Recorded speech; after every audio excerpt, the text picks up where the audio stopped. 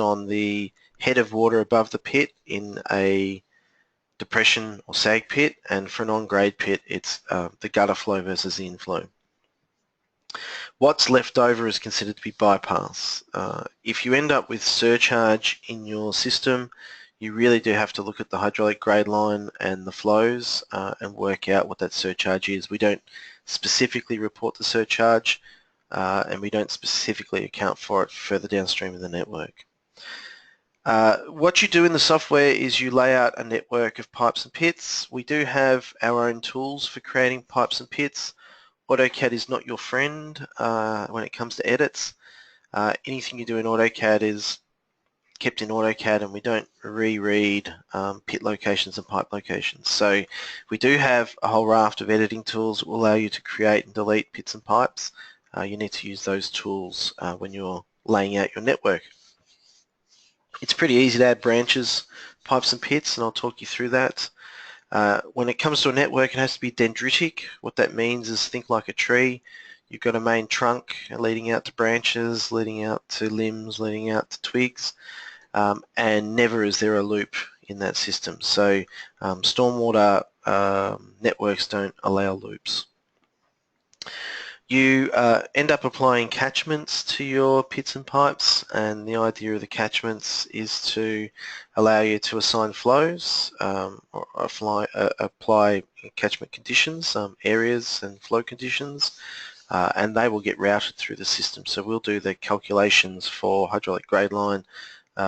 When the network gets made, we'll also size up initially the pipes and the pits, and from that, or the pipes, sorry, and from that you can go and make your own edits and adjustments.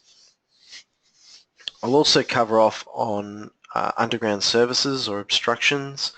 So we can certainly make networks of underground services to represent Telstra and gas, water, other drainage networks, sewer, and in any other sort of underground services. And it's important that you create those, particularly in a built-up area, because they're normally your biggest constraint to what you do in a network. So I'll talk you through sort of how to generate obstructions. All right, the next slide is really the most important slide for you if you're learning the software and navigating your way through. In our help system, which you can see a screenshot there on the right, we have under the pipes node process maps, and we have a process map specifically about doing a drainage design. And when we're training people, normally we flick them to page 3 in the manual and we say, hey everybody, if you follow through this process and step through these commands in order, you're going to get an outcome and something that makes sense. So if you haven't used drainage before, I would really recommend you get to this page and print it out. But it really highlights the fact you go into the settings first, create your pipes and pits, assign your catchments, define the bypass if that's what you need to do, add your underground services, make your network, sequence it, which is you telling the software the plot order for your network and the pit numbering, and then you play around with the design. There's a variety of tools there we'll talk about, and then you generate reports, and then you do plotting and outputs. So if you follow through on this series of process events, you can generate a network, and it's fairly straightforward. This slide here is really just a close-up on that. I might pitch back to the PowerPoint just to highlight sort of where we are at in the process. We'll talk more about the futures in a sec. So let's hop in and start looking at design. So as I did say, in order to do drainage design, what you really need to start with are two surfaces. Now in our case, what we actually have is a road design that's already in place. Okay, I'm just getting a warning message about webinar, so we'll probably get some customers a little bit disappointed they can't get in, but we are at our maximum. So just in terms of what is in this drawing actually has some road design in it. So We have done some design, and we do have a design surface, but you don't need a design surface necessarily. What you do need is at least one surface in the drawing. Now, I'm in Civil 3D, but just as reasonably in the AutoCAD and BricsCAD version, you can make surfaces. You need to have at least one surface in here. Now, I have a surface called NS, okay, and that's my existing surface, and I also have another surface in here, which is my design surface. So the design surface for me is actually covering the whole site, but it doesn't need to. It used to be that it needed to, but nowadays it doesn't. If we actually have a look in the design surface, it's a bit of a trick we've done generating the 3D faces, but that design surface is a culmination of the road design plus the natural surface. Doesn't need to be. The design surface can just be the extent of the design. The most important thing about the surfaces is that at no time should any portion of the pipe network go outside the surface. If you do, you'll lose the default sizing of the pipes, you'll lose the default cover, top pit lid levels will be assumed to be 100 or 0. So it's in your interest to make sure that you ensure that all of the pipes and pits basically stay inside one of the two surfaces, design and or existing.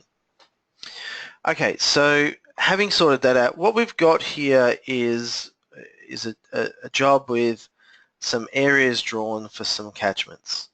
And we've got a road design here, so what we really want to do is to capture water running down the road, this main road here called Marin Street, and distribute it off to the north. So it's a good idea to have a look at the shape of your land. We can see sort of flow generally running this way from south to north. Now, generating these catchment areas is always a question that people have. Civil 3D does have some tools to help you in this regard. They've got a tool here where you can draw catchment areas, and they can be used directly as a polyline.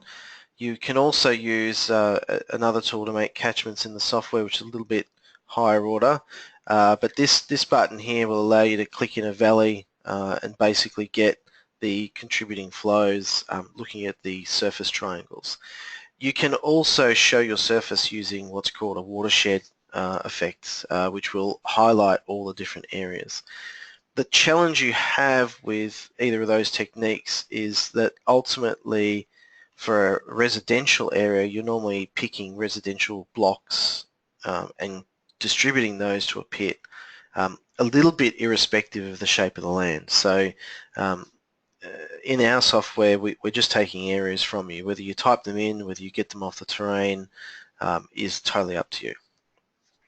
What we have though is we have a road sitting here that we want to basically contain the water for and manage the water for. And the way we're going to do it is to firstly create some pipes and pits running down the road here through the cul-de-sac and out to the northeast. Now, when it comes to pipes, everything is under the Pipes tab. It's usual to start at the start, and that is to look at your settings. Okay, so it's usual to check out your settings, see what they're like, make some decisions based on those settings. So we need to start there. I'll try not to spend too long in there. I know it's a little bit dry, but it is important to get that side of things right. The action of creating pipes and pits happens here, and don't be afraid to reuse this tool again and again and again. You should use it every time you want to make a branch in a network. And if you do add more branches to a network that's already built, you can always use the create update network command to bring in those extra pipes and pits. But the process is you normally use these tools here to create pipes and pits, attach catchments, do direct pipe inflows or pit inflows to work out where your bypass is going to be. The software can also read in house connections, so you can build in drainage house connections into the setup. I'll be skipping sewer for today. Then we can create some underground services. There's a couple of techniques for that. And once you have your network set up, once you have your pipes and pits set up, you then turn it into a network. It's at that time that it works. It lets you tell it where the outlet is, routes all the flow towards that outlet, works out the pipe size and the cover and slopes, and then you have a network with the HDLs being calculated and the flows being calculated. Once you have that, you then sequence the network, and then we start editing, normally with the VGE.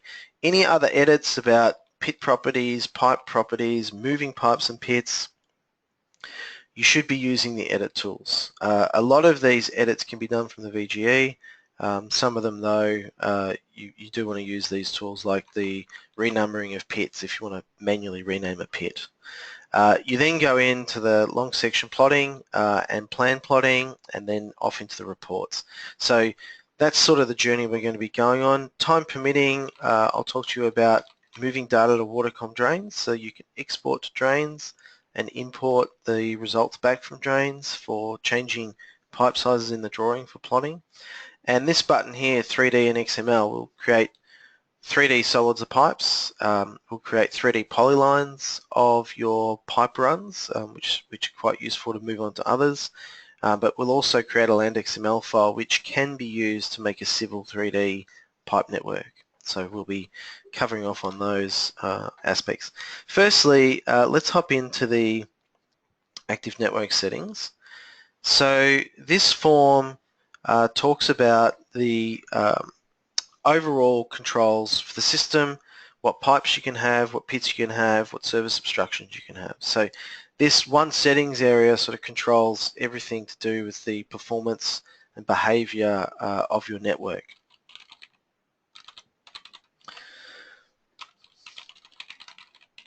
So firstly, you can see that there's a surface that is for the existing surface, and there's another surface for the design. So if you use the same surface twice, that's fine. Software will use those, front and back. If you want to have two different surfaces, one that you've designed, one that's existing, then you can go with that as well. Now, you do see that there's some snapping controls. These come back to when you're trying to pick pits and pipes in the drawing. So it's got a snap distance, so you get close and it picks the pit.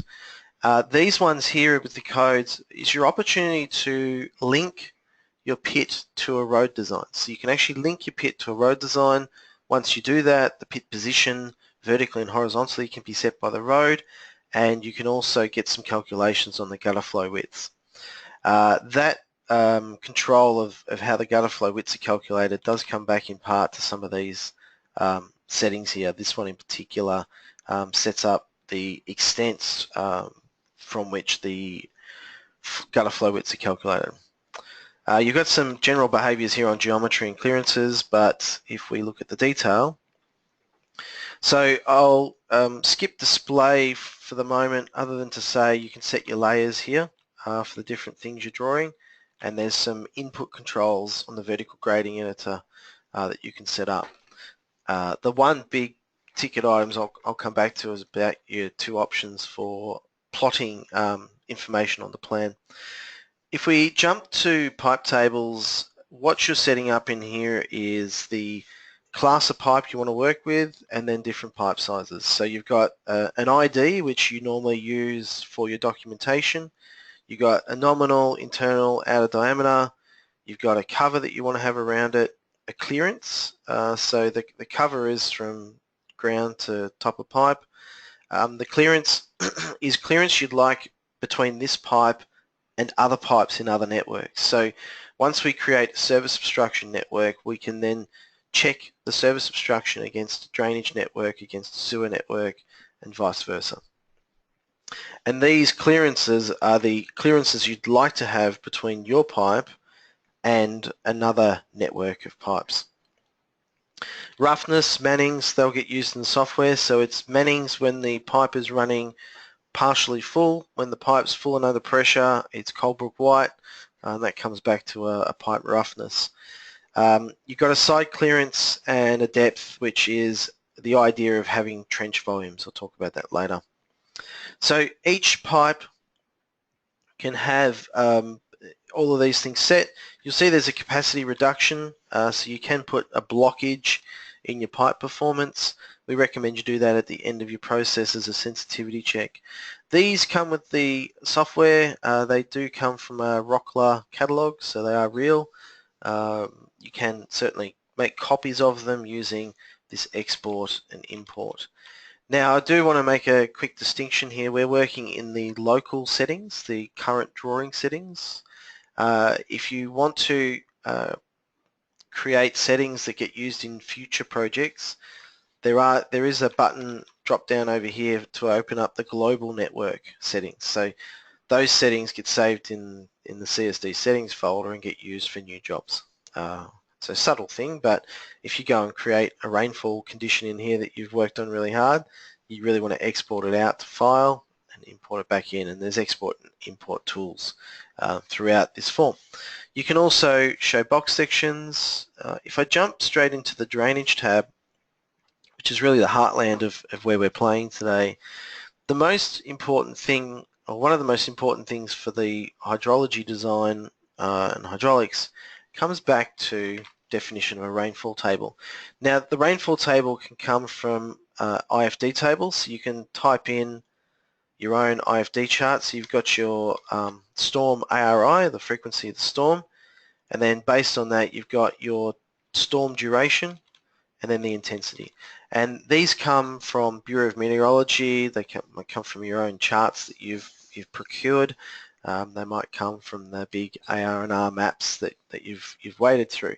So you can click on the plus here and make your own rainfall location, start typing in your IFD table.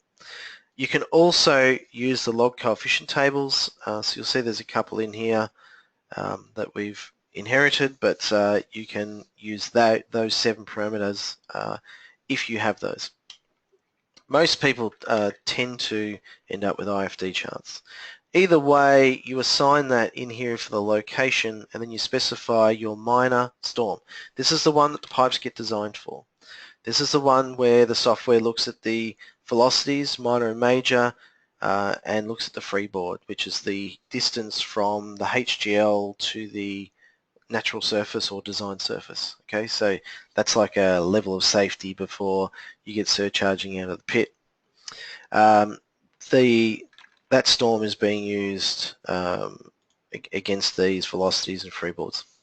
You can also analyze other storm durations, so you can pick in here different storms to look at and check what happens in those storms.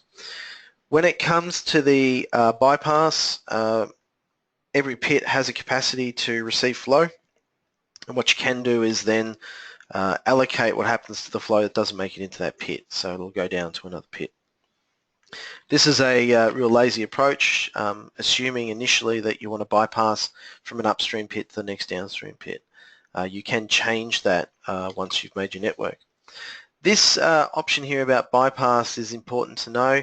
If you set your method to the top pit, basically what you're telling the software is, hey, the pit has a capacity and there'll be a bypass, but even though the pit has a capacity to not take all the flow, let's assume all the flow goes into the pipe.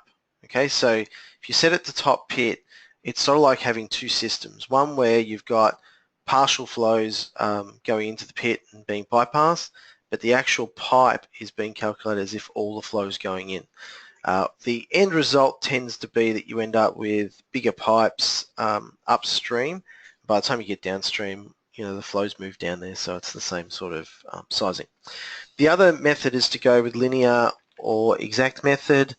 Both of those are doing a timestamp check, but they're looking at the capacity of each pit. So it's the capacity of the pit to accept flow, and that flow then goes into the pipes. If you're going to use that method, you have to make sure that you design your pit inlet capacities accurately, and that gives you a different overhead to set those up.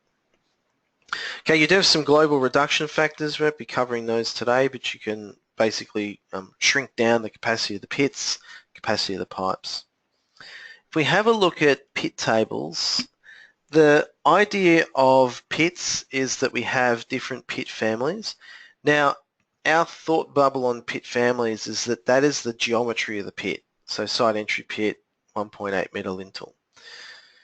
The actual pit type, which a lot of people could assume to be different geometry, like a 2.4 lintel or 2.8, the actual pit type can be set differently per road longitudinal slope. So if we think about a pit that is associated with a road design, what would be good is if you could attach a pit family and have it look through the different pit types to find the one that matches most closely the road centerline grade. Okay, so if you attach a pit to a road, it's going to use the family, but when it comes to the type, it's going to cycle through all the types that are here, okay, to find one that best matches the road longitudinal slope you attach to. And that's why we generally suggest that you have a different family for each pit geometry. Okay, each pit has a length and a width in millimeters, and you can also assign a block. So this block comes from the ARD settings folder. You've got a pit block generally, and then you can have a different block assigned when a pit gets attached to a road. So a little bit up to you. The way we calculate pit location is where the pipes intersect. We consider that to be the center of the pit. So sometimes you need to make a bit of a judgment on that if you've got offset pits. You've got here gutter flow and an inflow, okay, and that is building up the case of what happens when the water flows down the gutter, how much it goes into the pit. You'll see once we hit 20 litres a second, what's going to happen is we're going to end up with a very small amount of bypass because the pit doesn't take 20. By the time we hit 80 litres a second, you can see 68 litres is going in, so 12 litres, a little bit less, would actually not make it into the pit and therefore not travel down the pipe, all right, and be considered bypass. So these pits that we've made have come from a calculator, a calculation engine, but you might already have some of your own curves that you can throw in here. The catchment tab is really about layers for drawing the catchment, text sizes and that sort of thing. The house connections will come back to, but services are representative of underground service pipes. So you pick a service or you make a new one with the plus, you pick a diameter, and then you pick the clearance you'd like around that service. And the main reason to have services is to really check that you don't have issues with clashes. So it's very easy to make one. You click on the plus, you can have a rectangular or a circular section for the service. There's a wall thickness that you can have in play, but the main thing here is the clearances and the diameter. Okay, with regards to house connections, we have these, and we've always had these for sewer, and we added them to drainage, I don't know, a couple of years back now. But the idea here is that you can check the capacity of a property to be serviced by the drainage network. All right, so you're really trying to set some rules about from the edge of the property where the house could be built and the downpipes could go.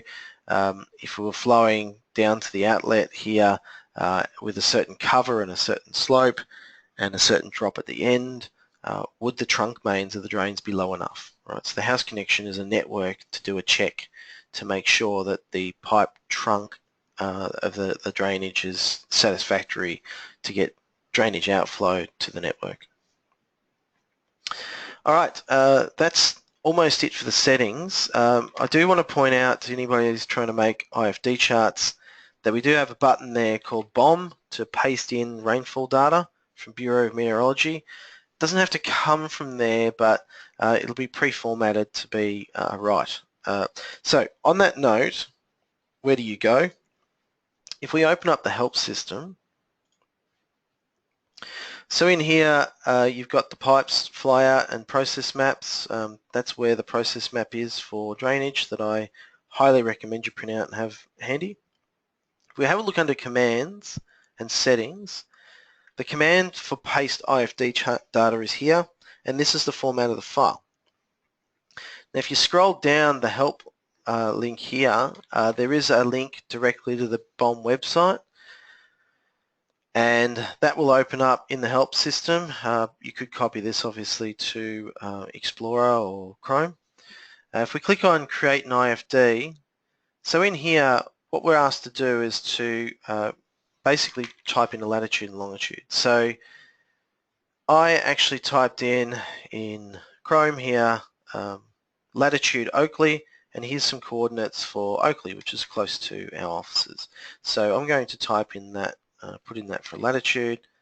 I'm going to drop that in for a longitude.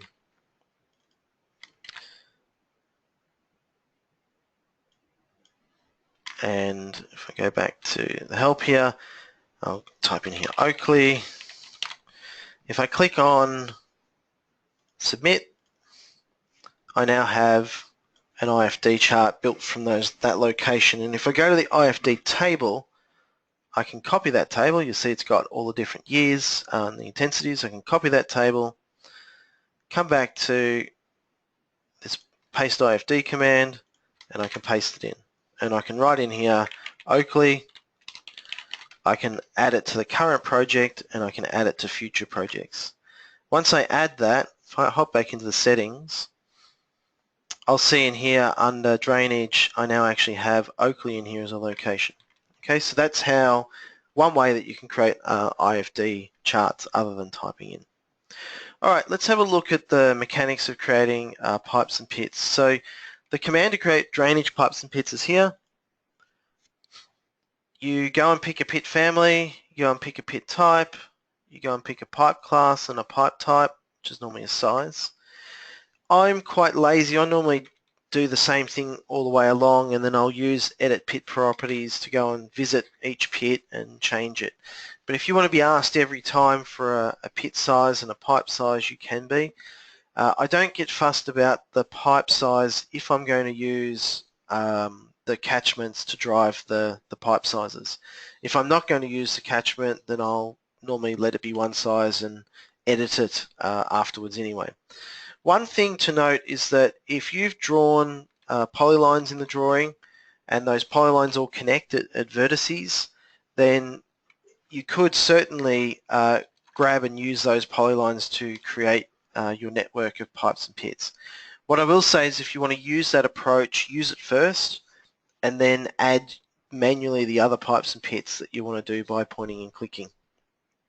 So I'm going to do this option. I'm going to add pits based on objects. I'm going to grab this polyline, press enter, and what I've actually done is I've created a series of pipes and pits based on that polyline. So each pipe gets a number by the software and each pit gets a number by the software. I can actually click on edit pit properties, I can go to any pit, and I can view the details of that pit. Okay, I can choose its X and Y coordinates, I can associate it to a road, so I could pick this picker, I could grab the cul-de-sac and this particular chainage, and I could link the pit to the cul-de-sac, and then I could link it in plan instead of coordinates. I could actually link it to something like the top of curb with an offset. And that means if the cul-de-sac moves, then the pit will move. Vertically, which is this next button down, I can type in a level, I can associate it to a design or existing surface with a level adjustment, or I could actually link it to the top of the curb of the cul-de-sac, in which case when the cul-de-sac gets lifted and lowered, so does the pit lid level. In terms of the invert, quite similar. You can set a level for the invert. This is basically where the HGL freeboard is calculated. If I go from road, I can then pick a code to use for, I guess, the surcharge of that pit. The last box here is about the bottom of the pit level. So most pits in a clay area, you wouldn't have a sump, so the depth of the pit would match the downstream pipe invert, but you could certainly put a sump on that, and then there's different ways to work out the depth of that pit. You'll see that that pit moves slightly. AutoCAD is not really working for you here. If you move the network like this, you haven't actually moved anything. First thing we normally do when we're looking at somebody's work is we click on Redraw Networks, and that shows us where the database thinks things are. If you need to move pits, you've got a move pit command here. You pick the pit and pick the new spot, and that stores it in the data. Let's add some more pipes and pits. So we click on drainage pipes and pits, create on screen. So we're going to snap into this pit here. We're going to pull across to this side of the road, and I will link this pit to the road. So because I click close to the top of the curb, I'm able to associate the pit to the road at whatever channage I choose, and it will automatically position itself based on a particular code, and that comes from the settings. I'll associate this to the top of the curb, and I'll associate this to the invert. So I'm linking this pit to the road. That's all well and good. I could go and do that all the way through, but just for the sake of speed, I'm going to ignore that and attach these pits to the surface instead of attaching them to the road. Okay, so I'm just dropping these onto the design surface.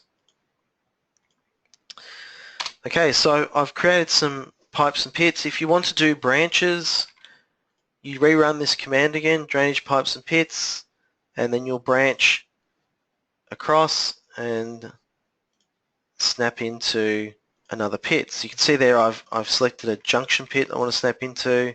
I click OK and I snap into that. Alright, if I want to run down across the road here, I'll create a run that goes down here, ignore the road for speed, down into here.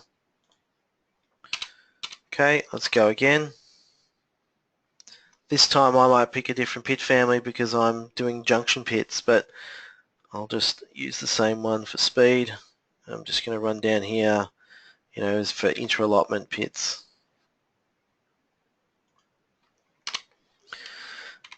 Okay, so while you're in this mode and you haven't made a network, you can certainly delete pipes. If you delete pipes such that a pit becomes orphaned, the pit will disappear. Similarly, when you delete a pit, you will also delete the pipe. You'll see there's options to insert pits along a line. I'll show you a quicker way to do that with the VGE. You can move one pit onto top of another pit, basically dissolve a pit. If you've got a network, you can delete a pit and reconnect pipes. You can also delete networks. Now we haven't made a network yet. We just have a collection of pipes and pits. Okay, but once we make a network, then we're talking about flowing downhill to an outlet normally, and we're also putting on the hydraulics and hydrology. So let's have a quick look at catchments. So if we click on catchment area, and I click on a pit, so any pits can have a catchment, one or more attached. So I'm going to click on that pit number 10 there and click on add. So in here I give it a name, and if I'm really simple about it, I can either pick an area in the drawing, draw an area in the drawing, or type an area. So if I just go and pick this little area of road here, I'm going to put that onto pit number 10, which is probably incorrect. Probably should put on pit number 8. But I then type in a coefficient of runoff, and because it's a road, it's close to 1, and I give it a time and concentration. I click OK, and I then have a catchment. Now if you're going to go to drains, type PA here, and when you push the data to drains, this area is considered to be paved.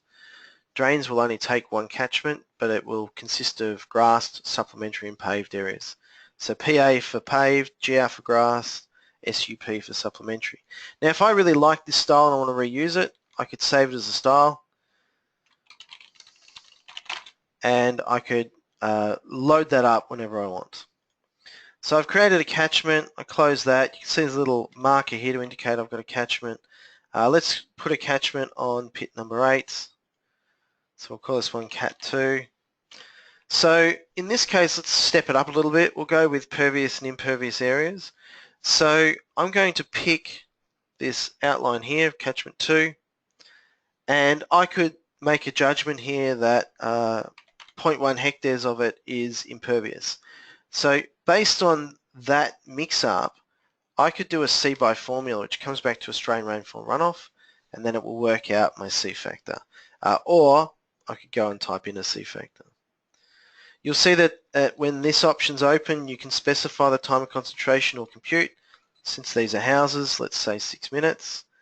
You can also pick whether the pervious and impervious flow go through the gutter system, which is basically going to the pit inlet, or if you can direct some of that flow directly to the pipe. So in this case, we're saying that 0.1 hectares tries to go to the pit, in which case it's subject to the pit capacity, and 0.1 hectares goes straight into the pipe, so is not subject to the capacity of the pit. I could also save that as a star. Click OK, close. So if I go to another upstream pit, this one here, I'm going to add catchment 5. This time I'll go with total area and fraction impervious. Very similar inputs to the previous. I can pick an area here, and I can put a fraction impervious. So I'm going to say 0.6 as impervious and see by formula, and then I'll come back to compute TC in a sec. Actually, I'll do it now. So with computing the time of concentration, when you add a catchment, it will actually document, if you can see in the background there, a little bit of green, a little bit of yellow text showing you the high point and the low point of the catchment. And that's based on the vertices, so it's calculated each vertex. You can come in here and pick a polyline or draw a polyline to represent the flow path along that catchment. And the software can then use that and get the terrain off the slope off the terrain. You specify a roughness of the land, and it can then calculate time of concentration. If you do put in a gutter flow length, then you'll get the Mannings of the gutter of 0.013 or 0.015, something like that. But you can have a gutter slope as well. So that's sort of how the compute TC works. As I said, you can have more than one catchment per pit, so I could add in another catchment, and I could just say that's half a hectare at the TC with a C factor of 0.6, time of concentration of 6 minutes. Okay, so there's 2 catchments added to that pit. If I add a pit to add a catchment to pit 13, another one. So I'll put in here, I don't know, 0.8 of a hectare, C factor of 0.45, TC of 6 minutes. So I'm just throwing some catchments in to generate some flows. For pit 11 here, what I'm going to do is show you the alternative to picking a polyline and typing, and that is to draw. So if I click on this one, I can quickly sketch in the area for the catchment that I'm trying to work with here. And to finish your catchment, you just press enter. Okay, and then it will draw the catchment outline for you and take that polyline through. Now if you do move your polylines and come back to these forms, it will update the areas. I'll just put on a 0.6 here, time concentration of 6 minutes. Okay, so I've added some catchments to the network. I can also force in some flows into the network. So the idea of a pit inflow is to try and simulate the idea that this, say pit number 4, is already taking some known flows from this area or some other area. So you can basically link into some existing known drainage outcomes. So I'm going to say in the 10-year storm, which is the storm I'm designing for, I'm going to have some flow go to just straight into the pipe, and I'm going to send in there 50 litres a second. In a 100-year storm, straight into the pipe, we're going to drop in 200 litres a second. So you can force in flows at any pit that you want. The bypass command I'll open up, but really that allows you to pick a pit to go to. Okay, so I could say I want to go to pit number 4. It lets you pick the percentage of flow that goes to that pit for 1 year, 2 year, 5 year, 10, 20, 50 or 100. Now if I put in 100% here and I say apply to all, then in every condition the bypass will go from pit 5 to pit 4 100%. Now, I didn't really need to do that because when I make a network, it's going to automatically do that assignment, but this lets you get a bit more control on the bypasses. Just quickly with the house connections, if I draw a polyline here for a house connection rolling around this property, and it wants to distribute in here, then I can create a house connection. The way it works is you've got a pipe that you're running down through the system, you've got a house connection type, and then you pick your polyline, you put in a name for it, an area or a lot number, which is up to you for reporting, and an area, and then we have out of that a house connection. So that is a network, right? It's a network, it's been sized, the slopes and drops have all been calculated. Just before we make a drainage network, let's throw in service obstruction. So I'm going to show you the tool to make a service obstruction based on going out and depthing a service. So normally once you depth the service, you'll either have in a drawing a 3D polyline, which you can use directly for elevations, or you'll have a 2D polyline and you'll know what the depths are at each vertex. Okay, so you may have popped some lids to have a look. You may have gotten a depthing service to come out and do some depthings.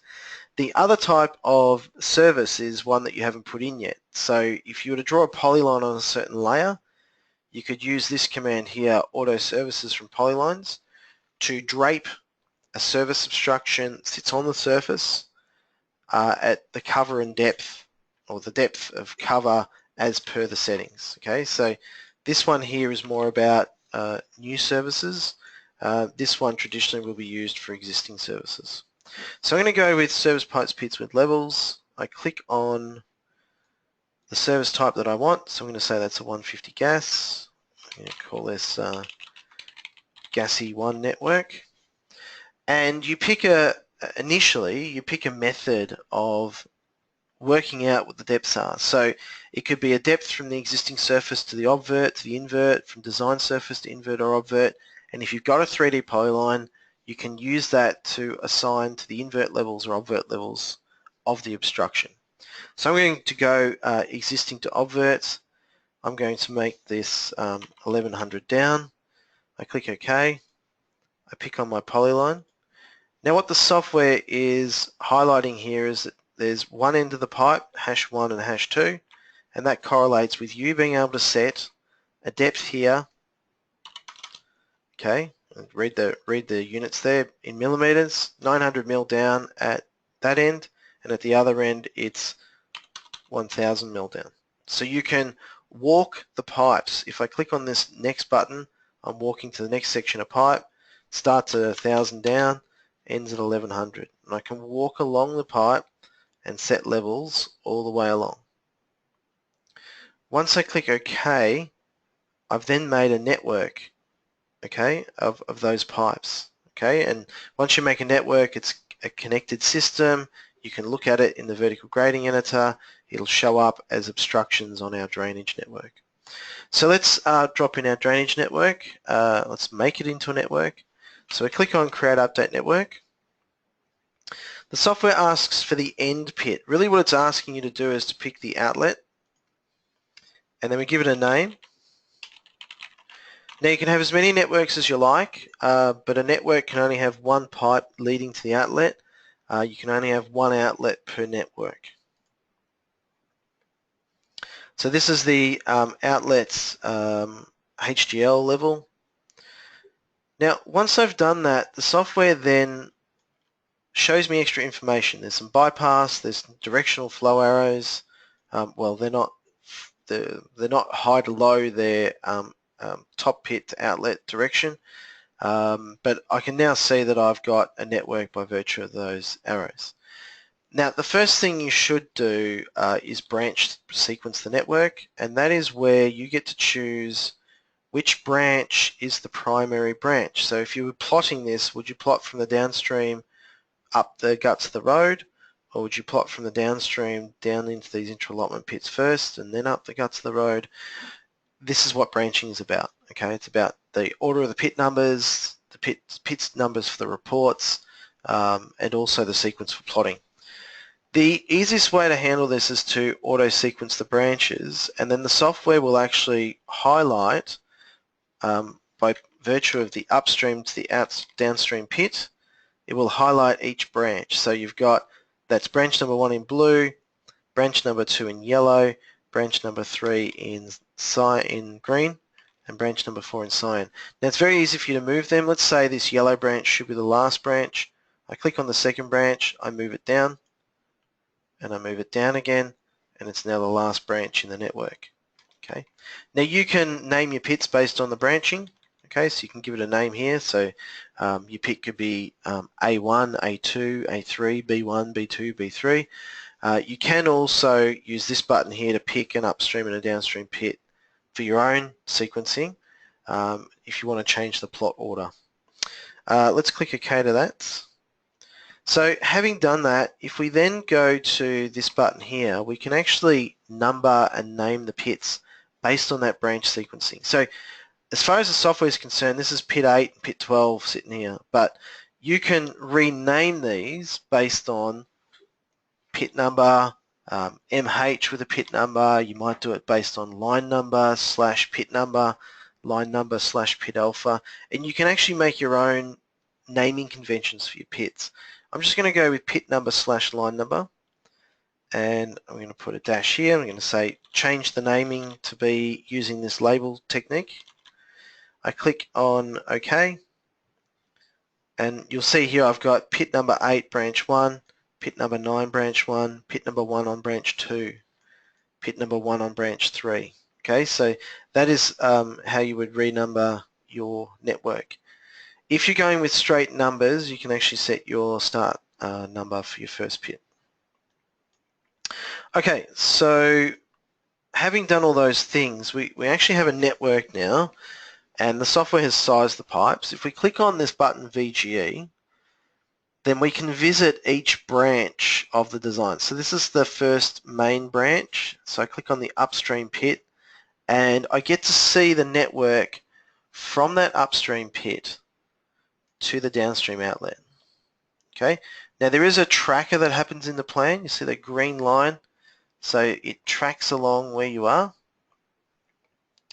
Okay, there's a tracker that happens in the plan, that circle here, that tracks where you are. You can see the software is highlighting here that in a 1 in 50 year storm, the HGL would go outside the surface here, so you end up with surcharge. That's really what this red text is indicating. This is the run of the pipes. If you right click on a pipe, you highlight that pipe, and you get to see the flow in the pipe, the Manning's capacity, the HGL capacity, the roughness, the velocity, the part flow depth, friction slope, the cover that's been assigned. So the software initially will work on a basis of velocities and cover and freeboard and slope. Okay, they're the geometric controls.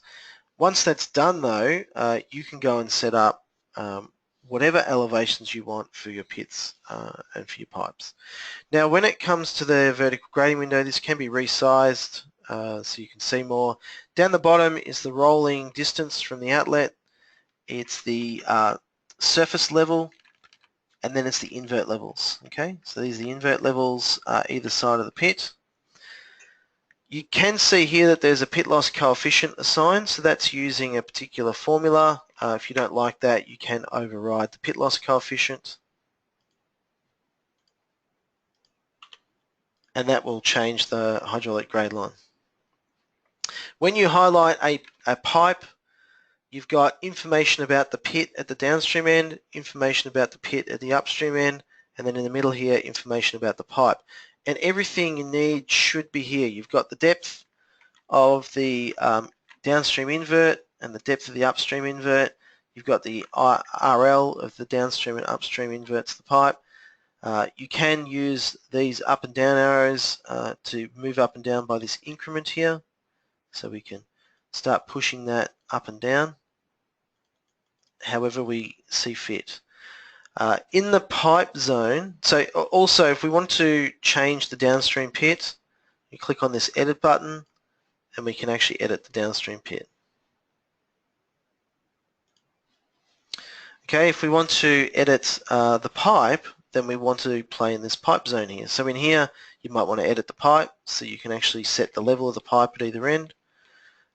You can also set the other things about the pipe as well here. You can also move the whole pipe up and down with these arrows. Now, it's pretty subtle, but if you have a look, there's a little double arrow here, squiggly arrows. That indicates that you've gone and set the elevation of that pipe upstream and downstream. So when you move the pipe up and down, these little padlocks turn up and these symbols turn up, and it's basically saying, hey, software, don't try and size these pipes anymore, or don't try and move them up and down. I'm the designer, I've picked where they should be. Now you can also set the slope of your pipes.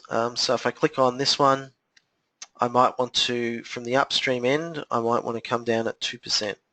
I click OK, and you'll see up the top here, as well as telling me the pipe size, it's also told me that I've got a 2% grade now. Now the pipe size is increasing as it goes down the run, and that's because there's bigger contributing flows. So you can see that the flow requirements are increasing as we move down that network. That's the reason why the pipe sizes change. I'll just zoom on a pipe, okay? So you can zoom in on a pipe using zoom extents, zoom window, or the plus and the minus. Probably the best zoom to use is zoom to current pipe, and you can choose to show the highlighted pipe plus a number of pipes left and right. Now this purple line, hydraulic grade line, okay? And as you change, say, the pipe size here, you'll actually see that reflection of what happens to your hydraulic grade line based on that adjustment. Okay, so you can very easily change your pipe size and check what happens to the hydraulic grade line. If I use this button to jump to the next pipe, I can actually see that these are the service obstructions. These are the crossing gas lines, and they're all I guess a deeper sort of pink color, which means they're in clash. Means that the pipe, my pipe, is within the tolerance or clearance around that gas line. And if you remember, that gas line had like a meter clearance on it, so that's what it's looking for. Now I've got an issue here where I need to get around these guys and these guys. It might be cheaper, rather than having a deeper pipe here, to drop a pit in at this location. So if I make this next pipe my current pipe, I can actually insert pits directly from here.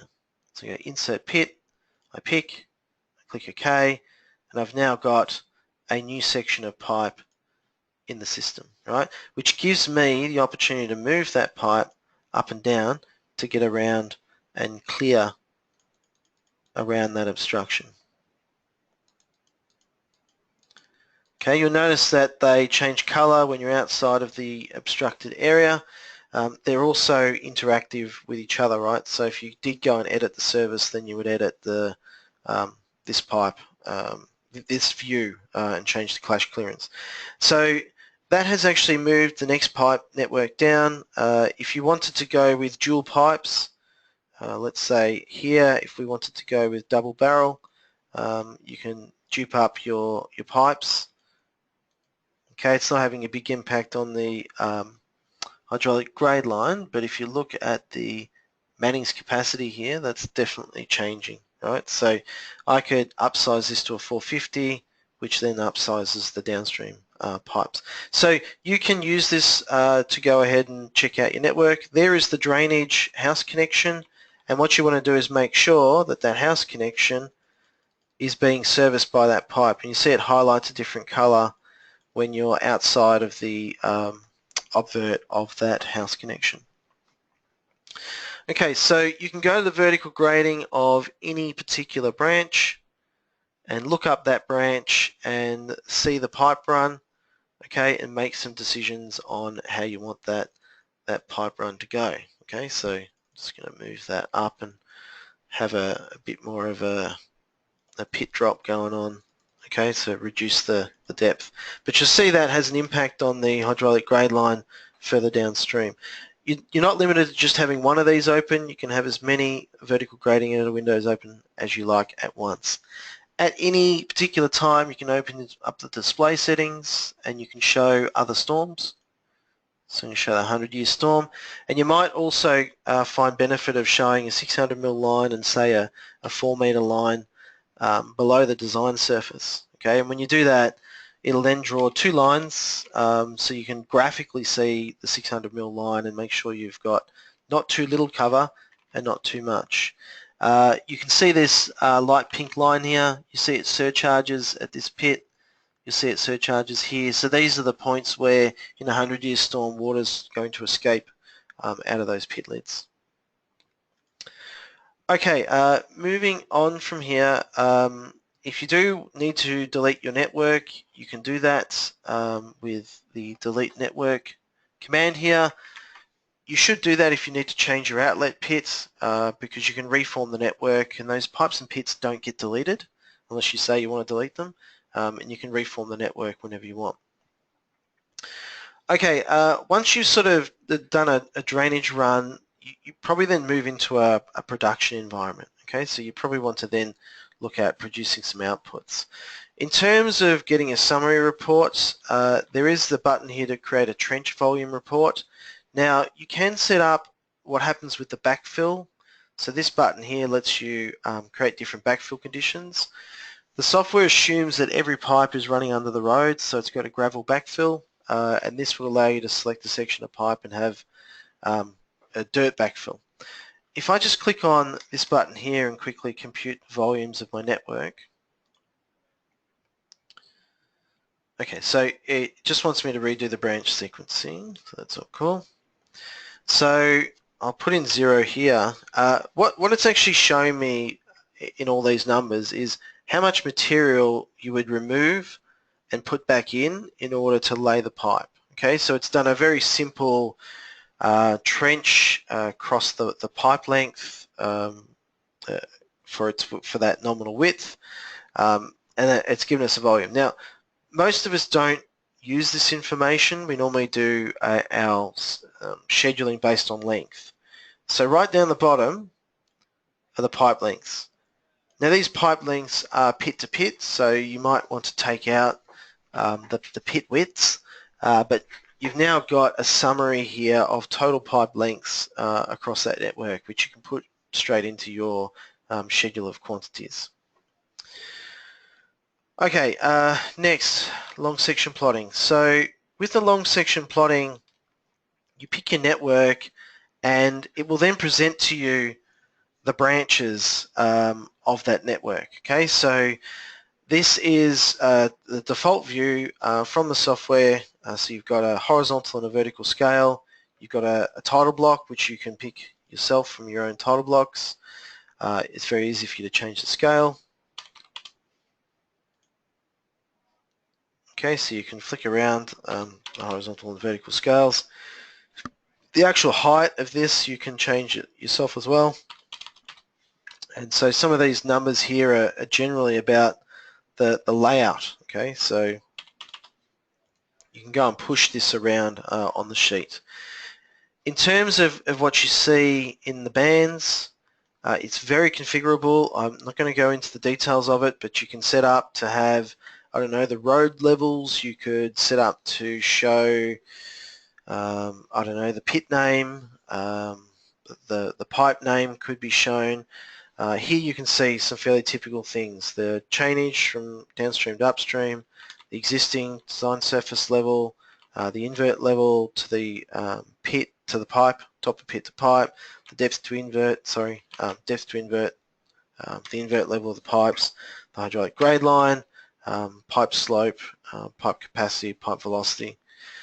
Up the top we've just got pit number with a circle around it, and then along the run you can actually see those crossing services are labelled, and also the incoming pipes into each of the pit junctions is also labelled. Now all that's controllable by you, and all of it comes back to the data bands controls area. So I'm not going to go into this, but you can set up layers for everything you see here. You can set up what bands you want to show down the bottom and up the top. You can set up decimal places. There's 120 odd variables that you can report.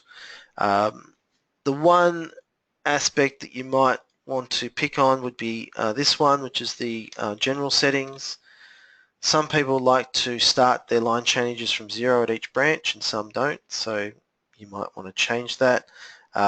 There's also a pit line width that you might want to use to apply the thickness for these pit lines. Okay, if I click on OK to this, when you look at your sheets, you can look at each page, and then you can either plot to layout or plot to file. So if we go plot to layout, it will generate 2 layout sheets. So just be aware that we replace those sheets. So if you've done your own drafting, rename that layout so that we don't go and replace it on you. Okay, so I understand I'm hitting over my time, so let's just quickly push through to the next aspect of output. So in terms of other outputs to talk about, one is reports and the other is plan drafting. So I just want to cover off on those. If I click on this button here, I can generate a report for my pipe network. Now these reports have a name and you can certainly make your own. And the way the reports work is you have a general setting up for your table, which is really about heights of fields, layers that you want to use, or table styles.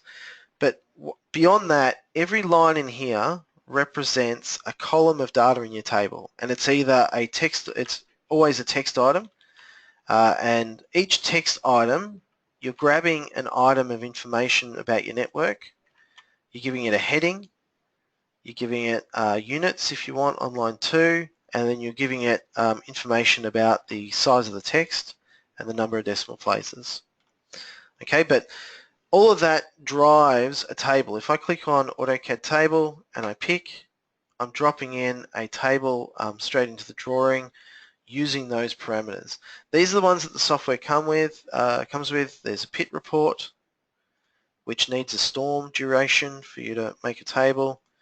There's a pipe report that will need a storm duration because the pipe flows are based on the storm, not duration but ARI, sorry. And then there's a HGL report, similarly needs your storm frequency in order to show you the appropriate flows. Now for each of these tables, they are an AutoCAD table, so they're very easy to manipulate. The pit schedule, names of the pits, numbers of the pits, pit type, the width, the levels, pipe size, easting, northing, depth to invert, and you can show other things. The catchment hydrology report is drumming up each catchment, so the flow times, the areas, the rainfall intensity based on the time of concentration, and then from there you'll get an actual flow. And then at the end of that, you'll also get a bypass. Okay, so it's telling you how much flow bypassed that pit and went somewhere else. Those pits that we attach to the road, you do get a curb width and a flow depth. The pipe hydrology gives you the pipe sizes and flows, and the HGL report is definitely something you should have a look at and make sense of. This would indicate to you when you have surcharge issues, right? So the reports are actually very important for you to check for bypass, check for surcharge, make sure everything's running the way it should. If you decide to make a change, so let's say we decide to increase the size of the last pipe, which is this one, 1/1, last pipe, yeah. So that's the pipe coming in as a 450. So if I went to edit pipe properties and I clicked on this and I said I wanted a 600 diameter pipe, to update the report, all you need to do, and this will update all the reports, is to run this command, update reports, and that will sweep through and then update all the reports in the drawing. So you'll see up here now the incoming pipe, one of these should be 600. Huh. Let me just open it up in the VG and just confirm that it's changed. Yeah, okay, so let me just flick that to a 600. Alright, so if now run the update reports, you'll see that that's now a 600 diameter pipe.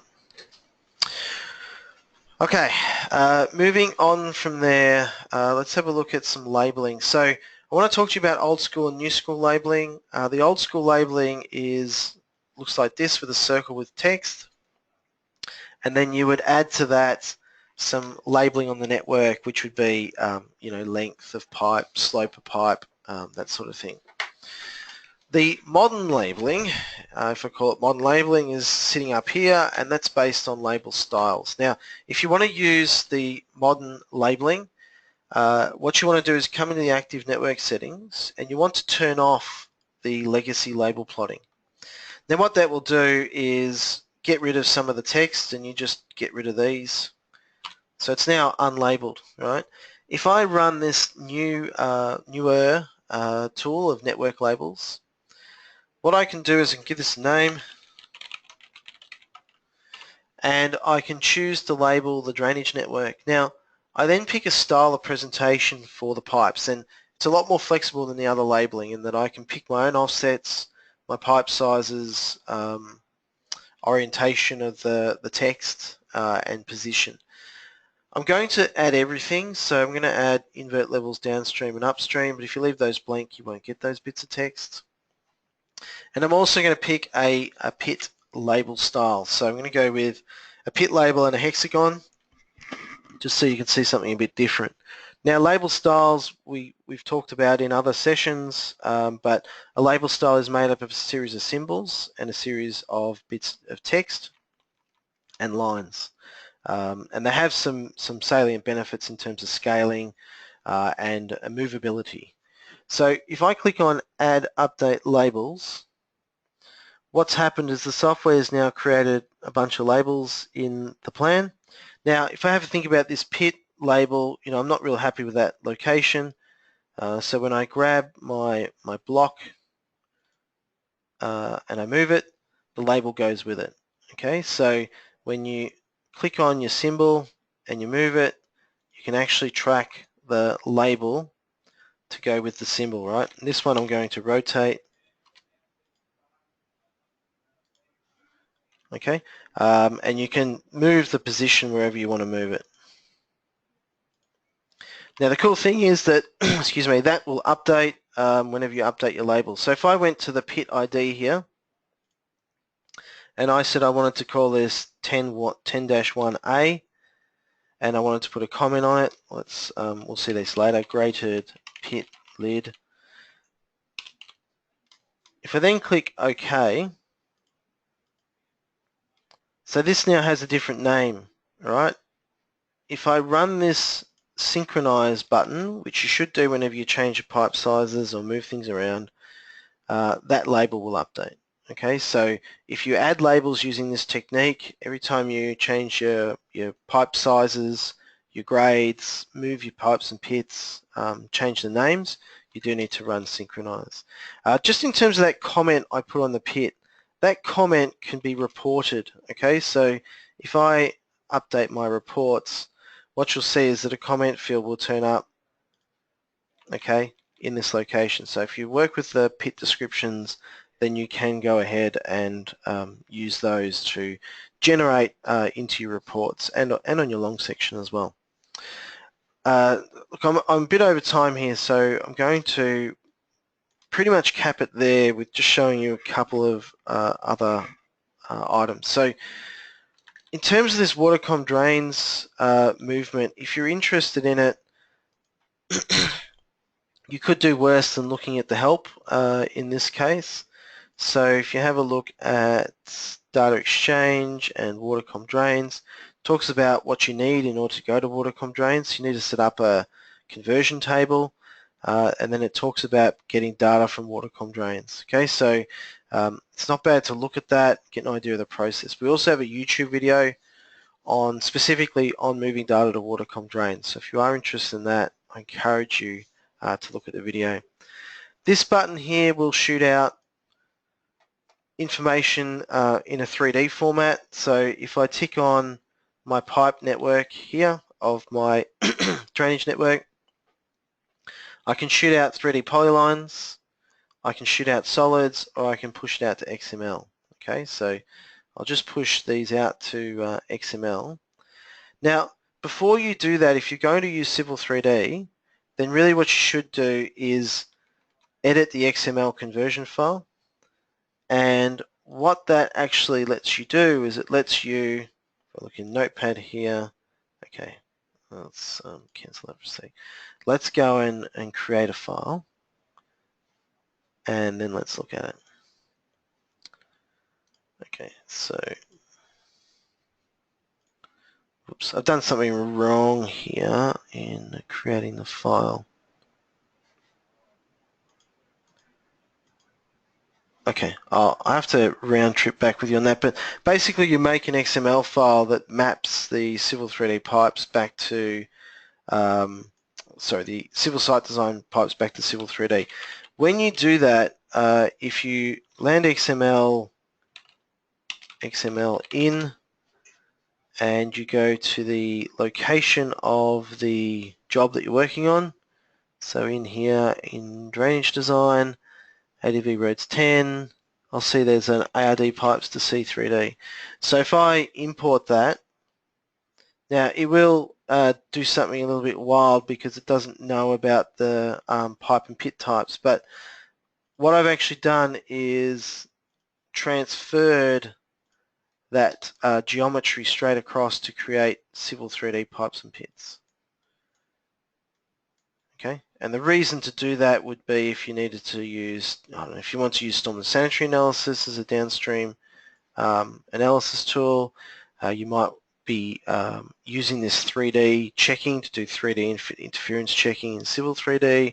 You might really like the labeling in Civil 3D. So you can move the data to Civil 3D if that's part of your process. So look, thank you everybody for hanging out for the overtime. Hopefully you got something out of this. I'm just going to have a quick look at any questions that people had. So there is a question area here, and I'm just going to have a look at the questions now, and I will talk you through some of them. So let me work from the bottom up. Okay, various reports. Does the dimension of the pit measure the internal pit dimension?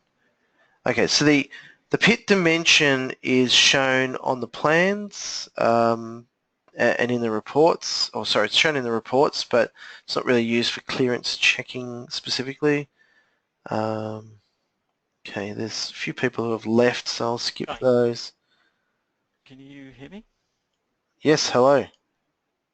Hey, it's Jonathan. Hi. Sorry, I just thought I'd let you know some of the questions because we had a whole myriad of them most of the way during that web session, which was sort of ticked off. So if you wanted to, I can just give you the kind of critical questions that we've now got. Please. Okay, just in relation to the recording of the webcast, that'll be available via our website. I would have thought in the next couple of days, so keep your eyes peeled on that. One of the main questions was, yes, in relation to the pit widths. There was another one which came in about whether or not we could show trench volumes or even trench materials even on the long section.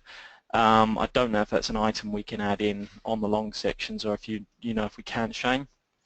Look, that's on our list of improvements, so it's something that we're planning to do. I don't have an ETA on it, but it's not an unusual request, so it's something that is moving up on our list of things to do. No problem. The other one is one that I think has cropped up a little bit in relation to the pit families that people are getting in their common folder, not necessarily matching the pit families that they've just seen on the webcast. Okay, we did publish somewhere those extra ones. Let me just do a bit of a... I think they're on the knowledge base. Bit of a hunt. Yeah, I think they are too. So let me just hop into the customer end of our support system. So I'm hopping into the website and knowledge base. And I'm just going to type in here pit and see what happens. No.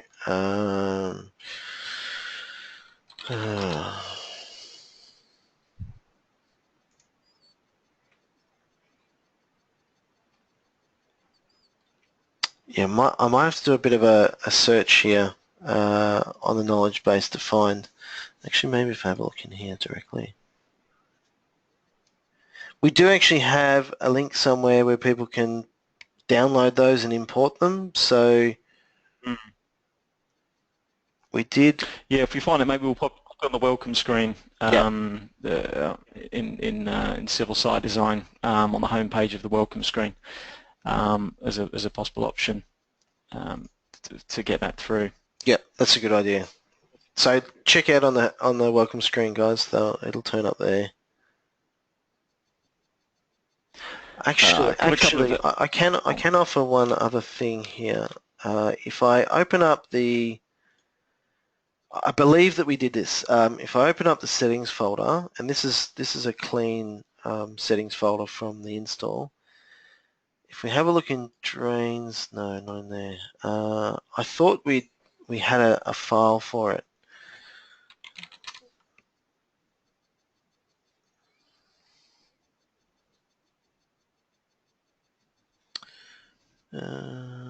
Thought we had an import file. I burnt too much time. We may have a file. You may already have a file as an end user on your machine that you can just import. Okay, and if so, we'll provide the instructions for that as well. Okay, sorry, Jonathan. Yep. No, it's all good. I think there's a couple of queries here in relation to HGLs and issues with back and forth with drains, which I think would be preferable if you are getting issues or technical issues with the transfer of information. A tech support ticket would be the way to us for address it properly with you, definitely. Yeah, please. I think the other one, is there a way to add branches to existing networks? Yeah, that's actually pretty simply done. I'll do that right now. So you basically create more pipes and pits. So here I am creating some more pipes and pits. And once you've done that, you go create update network. You select the outlet again, and then it will bind, well, it's asking me to sequence already, but it will bind those connected pipes and pits into the network.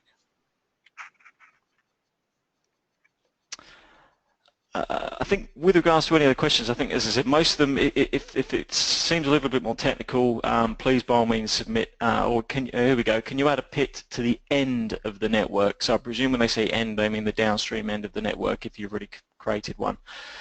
Well, the answer is no.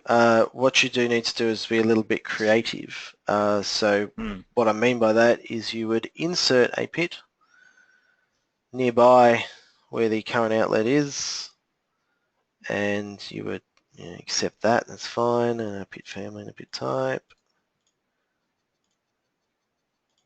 And then you would go ahead and move this one down to where you want it to be. And you would move the next one along to where the previous one was. So pretty much you need to insert a new pit in before that outlet and then shuffle them along. The next question that came in, actually more or less you pretty much answered it, because it says, can you add a new pit on the existing pipe network? And in effect you've actually just done that. You've just added a pit in on the existing network, so hopefully that's answered that question. Yeah, really any others, I would suggest if they come in as tech support tickets, if the software isn't doing something which you think it should, I'd highly recommend sending that through as a ticket. But I think that's it. There's no other questions. They have been coming through thick and fast, but I think that might be it. All right, well thank you everybody, and thank you Jonathan for patrolling the Q&A. It's always a bit of a challenge when you're presenting. You've just got to barrel on through. You don't get time to sort of stop and see the questions that are coming in. So thanks Jonathan for doing the that check-up as we went through. All right, well thanks everybody. I think that's it for this session. Hopefully you got something out of it. Always welcome your feedback. If anybody's got any ideas of things they'd like to see us present about civil site design or civil 3D or stringer products, please let us know. Enjoy the rest of your day.